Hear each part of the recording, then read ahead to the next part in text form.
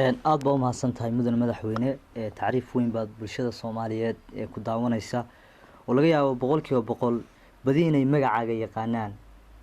maanta xog bay u tahay in TV-ga Somaliland taariikh durugsanad ka siiso oo jiritaankaaga mudane madaxweyne waxaa jira wadahadal aad la furteen maamulka Somaliland wadahadaladaasi dadka inta badan deegaanada ka soo jeeda way ku kala aragti duwan yihiin haddaba wadahadalada Somaliland iyo Khaatumo maxaa gundhig u ah waxaa gundhig u ah oo aan marraba laga habaabaynin dadkanu dhulkay ku nool yihiin horena ilaahay ugu abuuray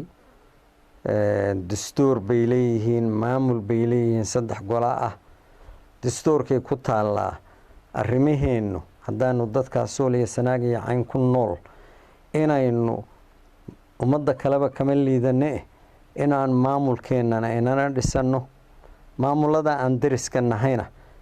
Puntland iyo Somalilandna inaan xaajadeena aan ula tagno muran baaba labadooduba ay ka qabaan oo leeyihiin annakaaba dhulka leh waxaan maqlayaa kolley lagu kala baxay mideen Puntlandna waxay tidhaahaa dadku waa annaka qolyaha Somalilandna waxay yiraahdaan sumadayadii baaba ku taalo oo Ingiriiski baana wada xukumi jiray war labada midkoodna kuma murmi karo war waxay yihiin iyagu wax ka liita meeshan kuma noola war dadkaas markay isu tageen dastuurkoodana waa ku taala meeshay xaajadeenu taalo in wada hadal la galo haddayna wada hadaladu shaqeyn waayaana si allaala sida ugu suurta galayso dagaal xitaa noqotay inay ka xigaan dalkooda say ku xoreystaan kuwaas dhulkay leeyihiin khayraadkay leeyihiin duulimaad kuma aha intooda dadkanu inay iyana elayn sababay u sheegtaan annaga ku xukumayna Soomaali 4.5 bay wuxuu qaybsatay qabaa'il bay ku dhisan tahay de qabiilka oranaya anaa ku leh waxaan u maleynayaa Soomaaliya meel kale inayn jirin waxa ka ogolaada reer Sooliya Sanaag iyo Caynana waxa ay rabaan ugu adeegayaan waa inan gumeednimo wada hadaladanu inan gumeednimo iyo madiidinimo annaku uma soconno dadkii hore meelaha tagi jiray rahba waxa la yiri warbal biyo ka waran ma lagu naaxaa biyaha war aniga gadaashayda ka fiiriya in bahash in lagu naaxayo war kuwa jooga hadda waxay yihiin baanu aragnaa war waxay ku sugan yihiin baanu aragnaa war dadka iyaga cadquureed uma rabno wada hadalkaas Somaliland waxa naga dhab ah oo wada hadaladan waa bilaabmeen mar baaba shir la isugu yimi Addis Ababa Soomaalidu waxay tirahaa war hal isi iyo hadal badan baa u dhaxeeya wada hadaladaas waa bilaabmeen meeshaan ku hiranaynaa hadday noo suurta gasho waa in nabad lagu wada noolaado waa in cid walba waxa iyaka dantooda iyo ayatiinkooda ay ka tashadaan haddii la isla jaan qaadi karo oo waxyaalaha qaarkood laga heshiin karo bal iyana in la huliyo wixii la isla yeelan karo hadiiba wax la isla yeelan karo waxaasuna wax lagu degdegi karo oo bil iyo week iyo sanad iyo ku soo dhamaanaya ilama eka ilaahay de waa laga yaabaa dadka qulubtooda inuu isu soo jeediyo oo ay isla jaan qaadi karaan laakiin jaan qaadku war cid aan aniga iyo maamulkaanu maanta nahay cidaanu u adeegayno ama arrimaha iyaga uga dambaynayno iyana waa u sheegno waa og yihiin kuwa wada hadalku naga dhaxeeya war kuwa meelahan waxaas wada wararka wadwadaana waa caalwaannimo war wax bedel u noqon kara waxaanu ku talinayno ma hayaan wax bedel u noqon karo nabad iyo meelaan ku hirino aan wada raadino iyo kuma hayaan tan hadda aanu gacanta ku haynana waxaan u malaynayaa ma ogola oo ma rabaan baltaa waa u soo noqon doonaa waxaanu annagu ku hirinaynaa wada hadalada ka rabnaana waxa weeye dadka waa rundhul baa naga dhaxeeya waana la wada xukumi jiray Ingiriis baana wada xukumi jiray war waxaa ka dambeysay 4 casho yaa Somaliland maamulkeedaasu dhisnaa war dowlad adduunka laga ictiraafay may noqon war dadka dhulkan u dhashay iyakaa hormood ka ahaa inay dowladnimada koonfur laga sugayo ay ka mid noqdaan oo dowlad weyn oo Soomaaliyeed la wada dhisto hormood bay ka ahaayeen sidaasay xamar loo tagay sidaasaa dowlad la wada leeyahay lagu dhisay haddana dee waa ognahay July 1960 ilaa xukunkii Maxamed Siyaad Barre intuu burburayay arinta Somaliland arin taagan bay ahayd qoliyo dhalinyaro oo ciidamada ahaa oo inqilaab isku dayay oo arrimo markaa iyaga ay u muuqatay in waxay nasiib u lahaan lahaayeen ama qayb u lahaan lahaayeen inaan la helin iyagoo u muuqday niman military academiska Ingiriiska ama ha noqoto Sandhurst ama Mons ha noqotee ka soo baxay inay madax u noqdeen nimanay iyagu markaa u arkayeen inayanba soo marin tababarkii sarkaal ee military alaa xaal taa kuma dheeraanaye waxa uun muhiima dadka uun Somaliland ku nool inay mar walba arkayeen gorgortanna iyakaabay yidhi gorgortan ma gelayno sida labada gobol ay isugu darsamaan annaka iimaansan wax walba inay ka weyntahay dowladina wada noqdo wixii markaa la sii kala qaybsanayo markaa la sugo in ilaa waaga ilaa inta Maxamed Siyaad Barre xukunkaas uu meesha ka baxayo arrimo taagnaa waa jireen annagu haddaan khaatumo nahay mar walba waxaanu lahayn kala go'a Soomaaliyeed cidna dan uma aha hadda lafteeda arrinaanu 100% ka quusanay ma aha laakiin maamulkii jiray ee Xasan Sheekh Maxamuud madaxda ka ahaa waxaanu u aragnay inay sababaha ugu weynee annagu haddaanu khaatumo nahay nagu kalifa inaanu nidhaahno maamulkaas kama midihin xidhiidh lama yeelanayno waxaan u malaynayaa ciddii uun maraan tegey shir caleemasaar cabdikariin xuseen guuleed madaxweynaha galmudug loo dooran yahay maamulkana waa dhammaynay habka federaaligaanu dhisaynana waxa uun hadhay muxuu ahaa Hiiraan iyo Shabeellada dhexe maalinta hortiisa waxaan ka yiraahdaa Xasanow hadda waqooyi wixii garowga kor ka xiga habkan federaalkaad sheegaysaa kama dhex muuqdo Somaliland baa la oran jiray wadankay kala gooyinaysaa maanta adaa kala gooyay war anigu taasaan haddaanu khaatumana nahay maamulka annagu shacabka Soomaaliyeed waxba kama sheegayno maamulkii ka dambeeya ee laga arko dan Soomaaliyeed iyo ummadan Sool iyo Sanaag iyo Cayn oo dad kale shacab kale oo tadxiyada uu u sameeyay ama intuu u soo maray ama rag dad kaga dhinta ha noqdo ama burbur ha noqoto ama qaxooti ha noqoto wadanka gudihiisa ku filaqsan ama dibadaha jooga ha noqotee war inta dadkan magac Soomaaliyeed iyo midnimo Soomaaliyeed loo gaarsiiyay weli sidii bay dhiig u daayaan sidii bay qabuurahoodii qof haween oo laga dhintay iyo caruur agoonihi sidii bay ugu muuqdaan midnimo Soomaaliyeed oo annagu xadhkaha kuma madoobaysanayno danta ummaddu ay leedahay hadday u adeegaysana wardad lagu xanuuniyo ma nihin arrimaha Somaliland aan qabo inaanu ka wada hadalana anigu waxaan qabaa haddii ummadii hore ee Somaliland la oran jiray ay noqoto ummad iyagu ka heshiiya waxay leeyihiin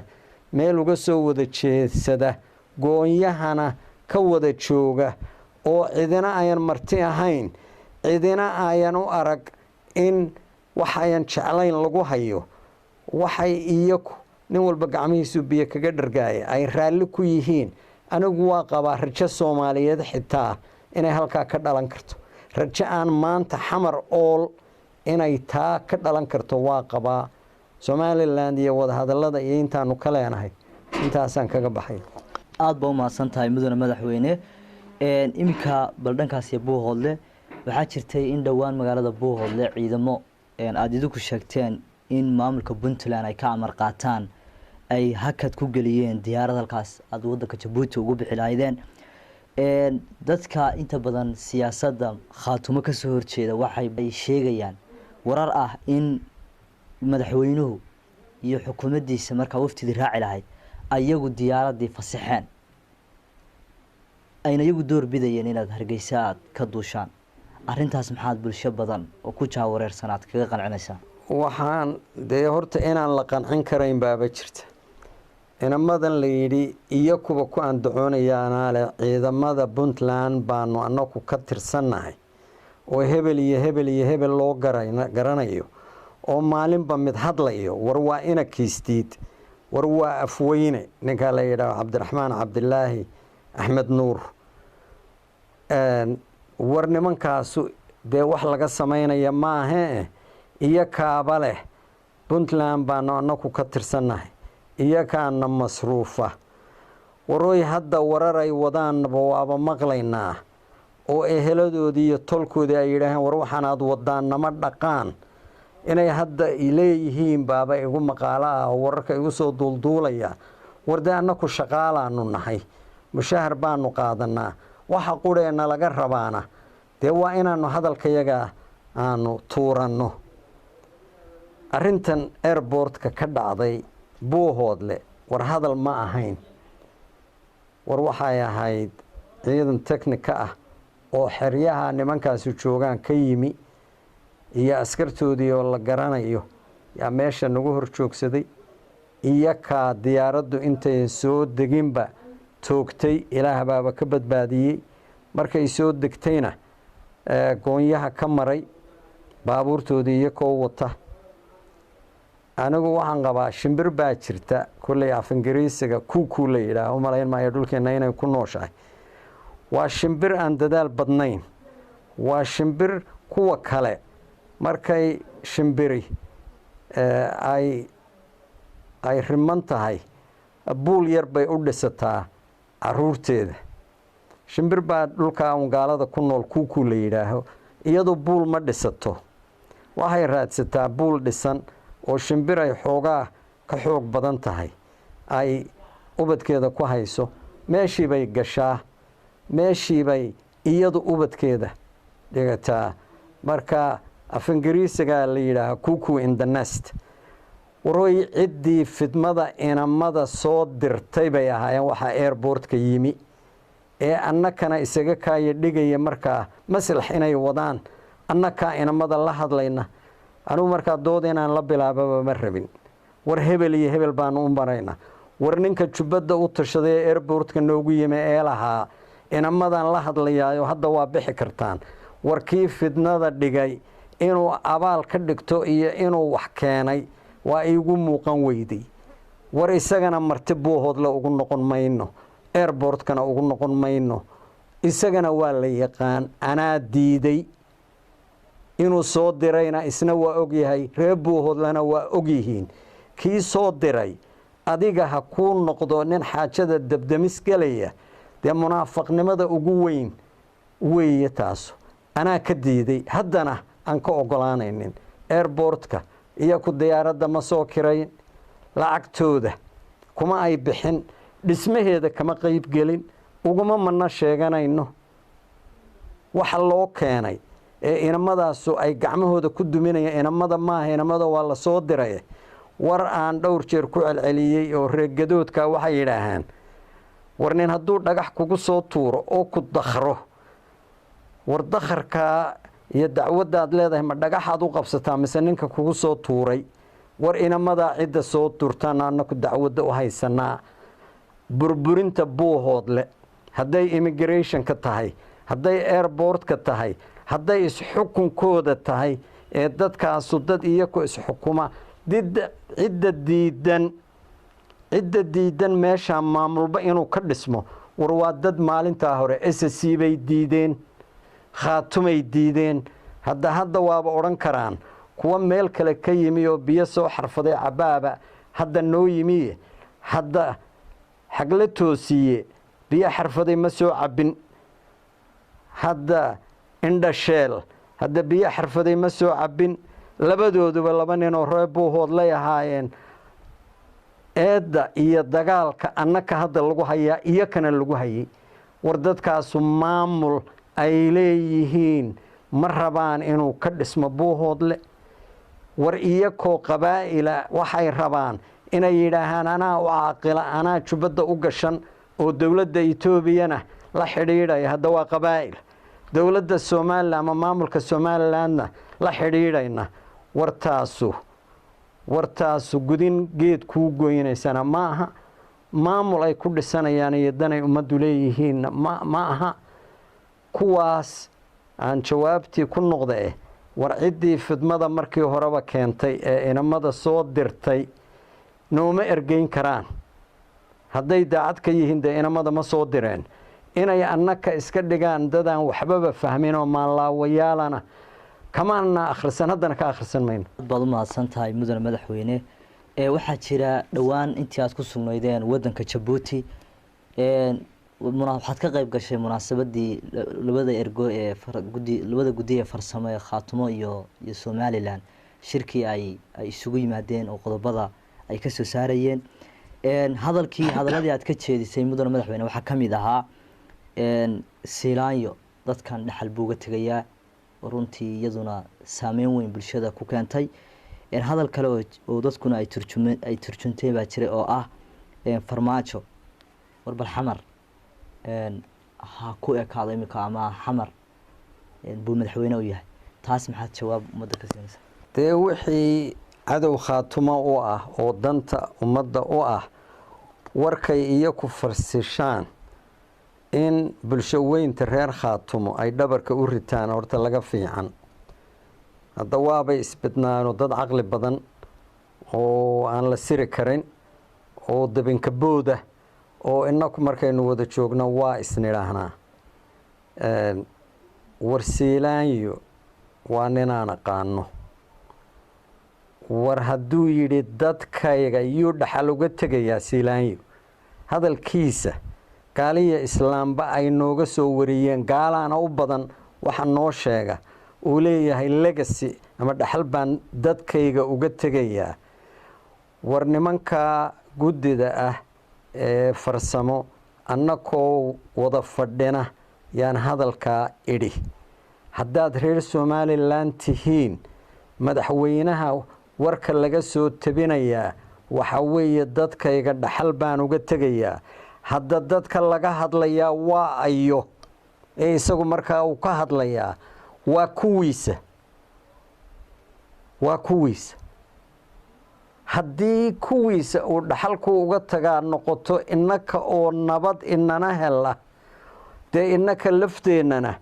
dhaxalkaasu waxbaan ku yeelan karnaa oo innaka lafteenna dee sacyigaasaynu wax ka gallay nabaddii baan wax ka gallay danteennaynu guntiga dhiisha iskaga dhignay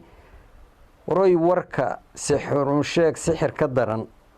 warkan anigu yidhi kaasuu ahaa war anigu marnaba ma odhan warka uu siilaanya yidhi ee dhaxal baan Somaliland uga tegaya hadda kuwa reer Sooliya Sanaag ugu da'weyn oo dibadda ku nool oo ilaa 60 sano dibadda ku noolaa yaa ugu badan wax warkaa ku celceliya warkaa ma odhan karo war amba maanlaawo ma ihi warkaan idhi hadda TV-gana ninka warka duubayeena nin reer Somaliland uu ahaa war TV-gana clip yar waxaa laga soo qaadaa hadal yar oo haddii la doono sidii la doono loo edit gareeyo loo geliyo war xitaa haddii saa ku soo baxay war ma odhan war anaa ugu sad kordhinaya wixii madax soo maray Somaliland iyo kuwa hadda jooga oo axsaabta ah ama kulmiye laftoodu ah ama mucaaridka ah yaan wada hadallada Somaliland iyo Khaatumo aan rabin war hadduu leeyahay anaa raba oo dadkaygay dantoodu ku jirtaa oo waxaan uga tegayaa dhaxal waray arrintaa garowshiyaan ka bixinayaa annakana waxaanba u aqbalay inaan wada hadallo waa warkaa uu ku celcelinayo isaga baan uga rabnaa inaanu tijaabino inay ka dhab tahay iyo inay tahay war aan ragga kale kuwo wasare ah kuwo baarlamaanka ku jira oo leh waxaanuba ku abtirsanaa sool iyo sanaag iyo cayn yaan wada hadalka rabin oo legasigaa ama dhaxalkaa uu sheegaya aan rabin war ninkaasuu yidhi cidda ugu badan ee igala hadashana waa Maraykan waa Ingiriis labadaa dalba dad madaxa oo ka tirsan ama diblomaasiyiinta warkaa ama kuwa qaramada midoobay warkaa waa noo soo gudbiyaan warwaru isagu dadkiisa hoos ahaan ugu yidhi ma aha ee waa miduu iyakana ku yidhi dadkiisana ku yidhi annakuna shirkaa Addis Ababa maraanu isugu nimi dee warkaa saasuu ugu celinayay warxanay ku hadh ciddiisa warkaa rabta ee iyaku rabta inay halkeeda ay ka sii wado ee cadowga Khaatumo ah dee iyaka nin baa la yidhi waa ku caayay ma hebel baa caayay haa dee hebel awalba col baanu ahayn dee inta warkaa sii wadwada Soomaalidu waxay tiraa hasha igarhkii hadday maqaarka ay diidan tahay maqaarka meelaha hore ayaan ka urursan jirin bay ka urursanaysa warkana diidani waa ognahay ka waxaan laga dhaadhiciyey ee dhabarka u ritayo warka dhabtee jira waa raacinayaa ta madaxweynaha loo doortay xamar war maxamed cabdilaahi Farmaajo waa nin aan aqaan war waaba nin ehele aan nahay war shaqada dawladda markaan bilaabay 1965 Siilaanyo iyo rag kale oo reer Sool iyo Sanaag iyo Cayn ah oo uu ka mid yahay Faarax Warsame Cismaan Axmed Bootaan Dhakaar iyo Farmaajo hooyadii wala wasaaradda qorshahan shaqo aan kala bilaabay intooduba waa iigu horeysay halkaasay ka shaqeynaysay waa iqiin abtiyaashii baan aqaan waa nin reer abtiyaal jecel waa ninaan macaruf nahay markii la doortay run ahaantii ma filaynin inuu ku guuleysanayo laakiin aad iyo aad bay ii taabatay doorashadiisaasu waana u hambalyeeyey warwarkaan idhina wuxuu ahaa war xamar ciddii timaada mucjisa rabbaani unbaa xamar wax lagaga qaban karaa war meeshaa waa aqaan war nin ama madaxweyne ama xukuumad yar ama baarlamaan yimi oo hore aan u wada shaqayn oo tiim ahayn oo rag isxushay oo iyaku u wada dagaalamaya oo barnaamij siyaasadeed wada leh war dadkanu maaha war wax u sii dhisnaa oo ciidamo ah oo Soomaaliyeed oo barnaamijyadaas si hagar la'aana u hirgelinaya war way dadaali laakiin ciidanku uma habaysna war maamul kasta hadda Trump waa la doortay ninka Donald Trump ee Mareykanka ah war ilaa intii Mareykanku jiray madaxweyne waa la doortaa Congress waa la doortaa laakiin system dawladeed baa jira maxaakim baa jira ciidamada jira maamul baa dhisan maamul civil service iyo administration baa dhisan war hooy maamul ummadda Soomaalidu ay wada leedahay oo karti iyo hufnaan sidoo Cabdirasaaq sheegi jiray ku shaqeynaya war cidna lagu eedayn maayo laakiin ma jiro war midaan anigu idhi waxay ahayd maxamed cabdilaahi waa loo doortay war hawsha xamar uu ka hayo ama ay tahay inuu wax uu ka xalliyo oo dhibaatooyinka badan ee haysta uu xal u helo war midaan anigu ka hadlayay taasay ahayd warkaan idhina kaasuu ahaa mid kalena reer Sool iyo Sanaag iyo Cayn bay ahayd inaan dareensiiyo war durbaankan lala boodayo iyo haamahan waaweyn ee qandiyadan waaweyn ee la tolanayo war hoos u dhiga war waxaad ka sugaysaan xamar ninka xitaa reer Sool iyo Sanaag iyo Caynow war waxaad idinku leedihiin oo aad geelaad dhaqateen unbaad caanihiisa ka dhargi kartaan war haddiiba dadkaa hadda aan lahaa waxba ma ninkaa may dooran dee idinku ma aydan dooran niman meeshaa tegey yaa doortay oo wiilashoodii iyo mid ay qaraabo yihiin meelaha u dirsaday nimad barnaamij aynu leenahay iyo aayatiinkeenaynu leenahay aanu dagaalanno iyo waxaad wax ku noqon lahayd ee xamar haddaad tagto aada odhan lahayd 10 cod baan leeyahay war kuwa 3 cod leh yaa looga hanweyn sooliya sanaag iyo cayn laanno 3doodaa wada socda 3doodaa qadiyadda aaminsan waray warkayaanan ku dheeraanne ninkaa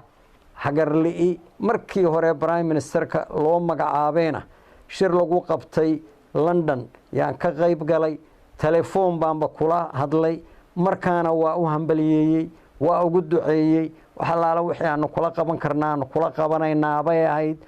ugub arrintan maaha markaana saasay ahayd haddana waa u hambaliyeeyey warkaan idhina waa kaa waxaan isaga gaar ahaan ugu dhaliilo aniga iima muuqato ninka helay codka aan anigu ogahay xamar ka dhaxelay waray ninkaasu nin la dhayalsan karo shaqada uu qabtay iyo dadka inuu kasbado oo codkooda helo war waa wax raganimadiisa iyo nin siyaasi ah oo lagaba yaabo aniga oo kale de nin afrikaan oo maanta 50 jir gaadhay wax loo yidhaaho waa dhalinyaro caqli ma aha prime ministerada ingiriiska oo kale iyo Canada iyo madaxweynayaasha Mareykanka 40 jinaar lagu doortaa war nin Soomaaliya 50 gaadhay ama kaba weyn wax loo yidhaaho waa dhalinyaro xaq ma laakiin ninkaas waxa uu qabtay runtii waa wax taariikhda Soomaalidana galaya waa nin istaahila in la taageero barnaamijku la yimaado iyo marba sidoo wax u qabtana de taageeradu ay ku xidhnaato hadda laakiin de waa warka laga yaabo sidoo meesha uga soo baxay iyo sida war ciddii kale doonaysa siday doonaysa u fasiratee cid reer sool iyo sanaag iyo cayn u dhashay oo khaatumo ah war arrintaasu war qofka ibn aadanka barasha kaaga filan war ninkaasu warkaa ma odhan karaabaa kaaga filan intaadan haw ku odhan oo la boodin warkayga ma aha nin yidhaahana ma ihi kaana intaasaan kaga baxay madaxweyne qodobadii ka soo baxay shirkii Addis Ababa ee khaatumay Somaliland soo yimaadeen waxa kamid ah maamul daadajin maxay tahay maamul daadajintaasi daadajintaasu waa maamul khaatumo ah ama dadka reer sool iyo sanaag iyo cayn ay leeyihiin war haddii aan wada hadalay oo hadal noo bilaabmay Somaliland war haddaadan adigu diyaar ahayn oo maamulku ma uunaha intan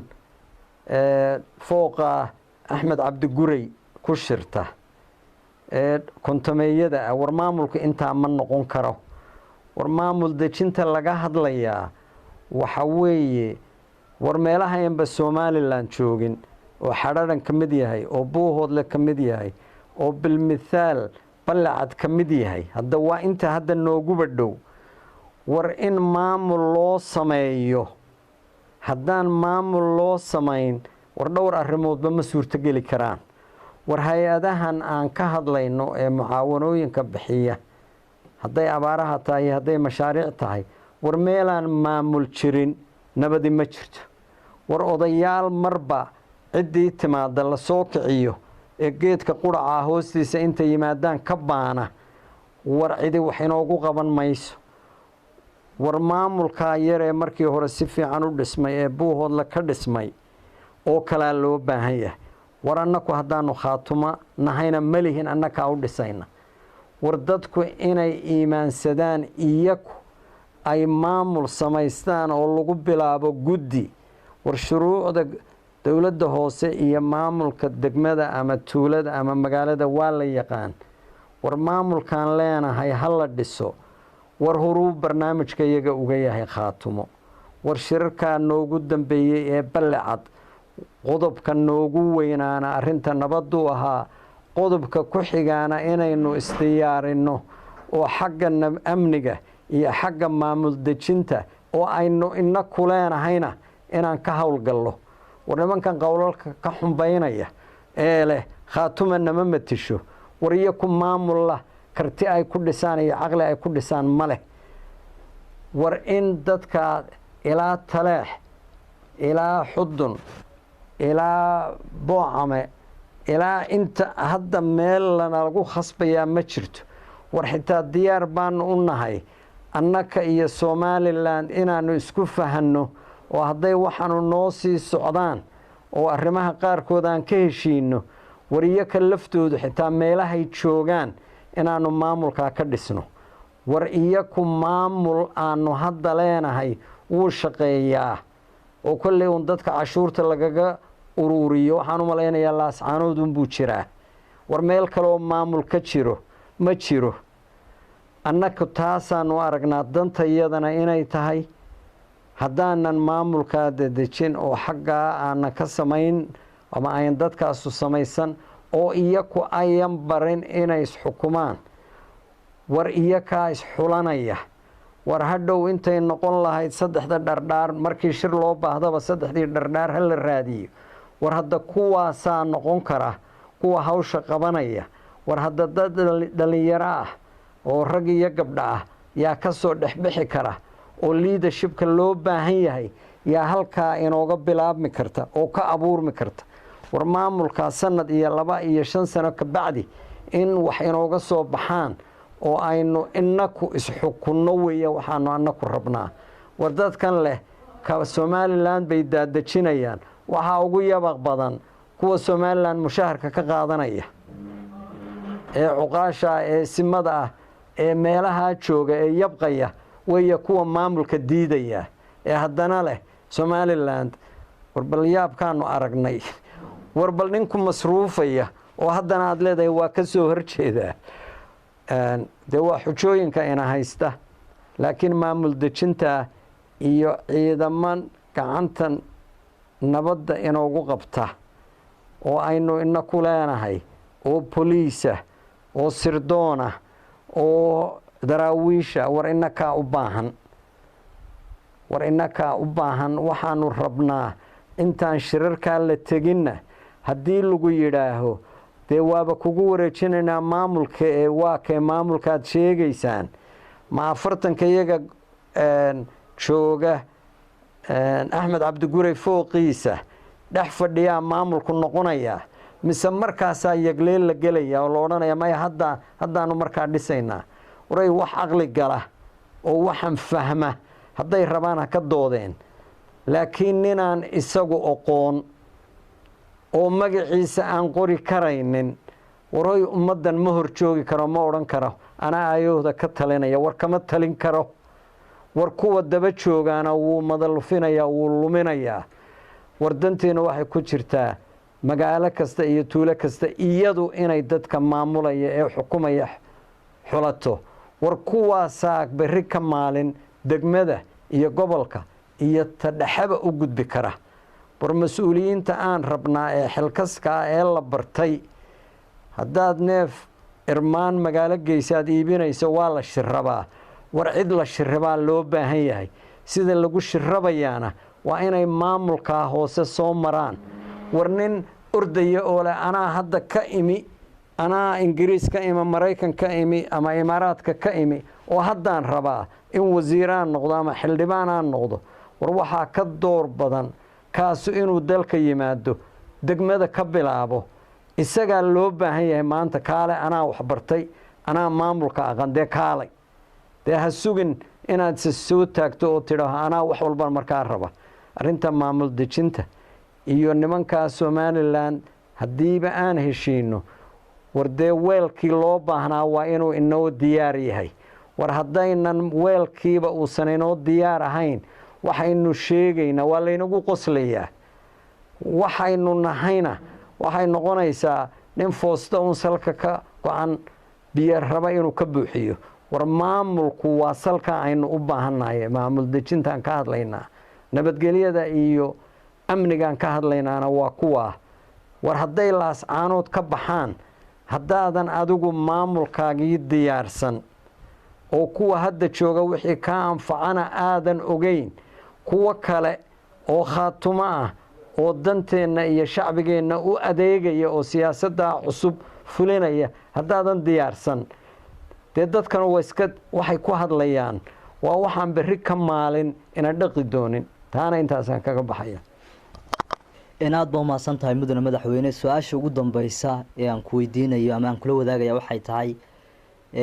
waxaa jiray group la yiraahdo G11 oo aad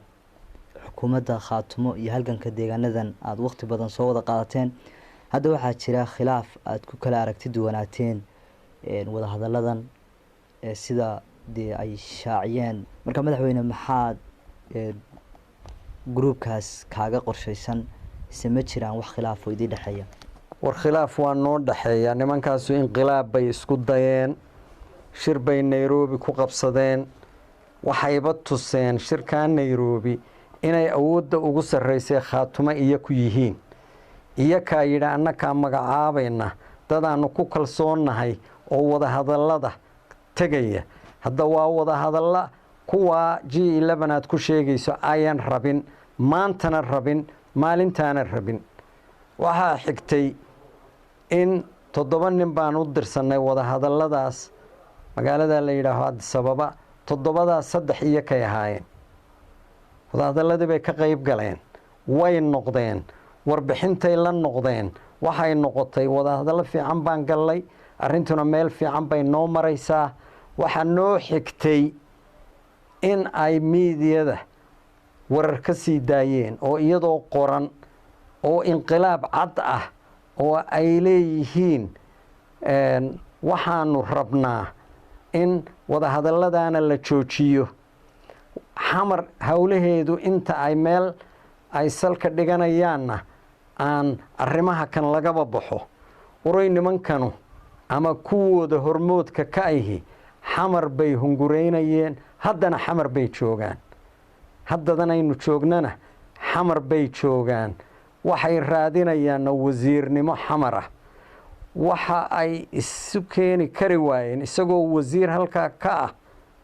ama baarlamaanka kamaba noqon karaane dad kalaaba loo xulay. iyo haddana arrintiisa Khaatumo iyo aayatiinka dadka badan ee dhulka ku nool uu si nasteexa uga qaybgeli lahaa kama ay qaybgelin. fidmay galeen, qabaa'il bay galeen, culimay la hadleen, isimay la hadleen, tolo ayaybay yidhaaheen. dad badan oo dibadaha iska joogay aan war badan hadal aan hayna waa duufsadeen. war meel noo bed qabta oo nimankaasu noo dhaafeenna ma ay jirin.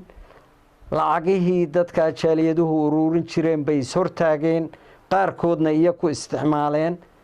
war nimankaas niman odayaalah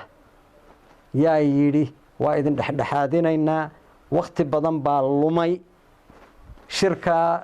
laysugu imanaya Jabuuti ka hor baanu jeclayn in laysu yimaado. dee waxay ku mashquuleen arrimahan xamar yaalla. ilaa xamar ama ay ka quusanayaan ama ay wax ka helayaan niman u soo faaruqaya oo u imanaya oo u soo bambaxaya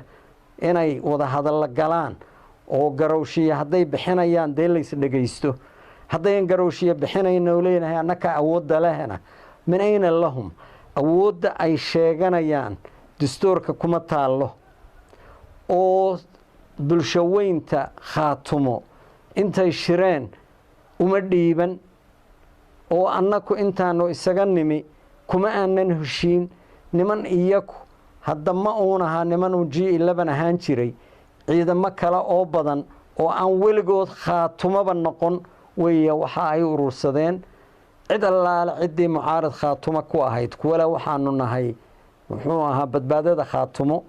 kuwale waxaanu ahayn ma aqaan badbaadada Khaatumo waddan gudihiisa iyo dibadihiisaba waa lagu sheegaa kuwa qabiil mataxan u socda. war intaba